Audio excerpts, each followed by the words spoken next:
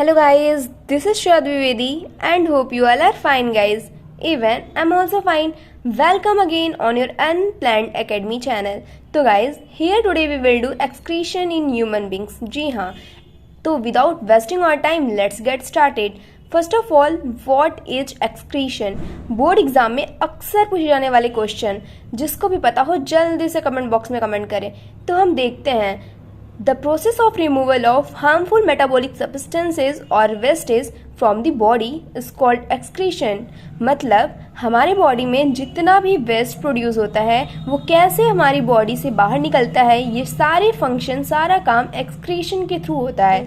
Now guys we will see human excretory system which is very important and इसके diagram अक्सर exam में पूछे जाती हैं, तो ध्यान से समझें.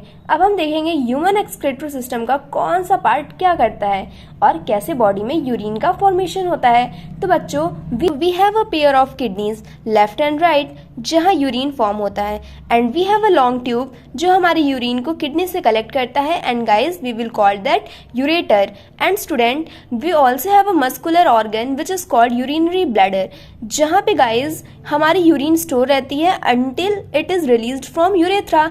तो स्टूडेंट्स, आप सोचिए कि किडनी के पास ऐसा भी क्या होता है जो इस फिल्ट्रेशन को करता है. तो वो प्रेजेंट होता है किडनी के अंदर बहुत सारे, जिसे कहते हैं नेफ्रॉन्स. जी हाँ, जहाँ पे फिल्ट्रेशन का प्रोसेस होता है, इसीलिए नेफ्रॉन्स को कहते हैं फिल्ट्रेशन यूनिट ऑफ किडनी. तो अब देखें इसको, ये नेफ्रॉन का डायग्राम है जो बच्चों को अक्सर समझ नहीं आता. तो अब देखिए आप हमारे साथ, नेफ्रॉन में एक कप शेप का स्ट्रक्चर होता है and we will call that Bowman's capsule.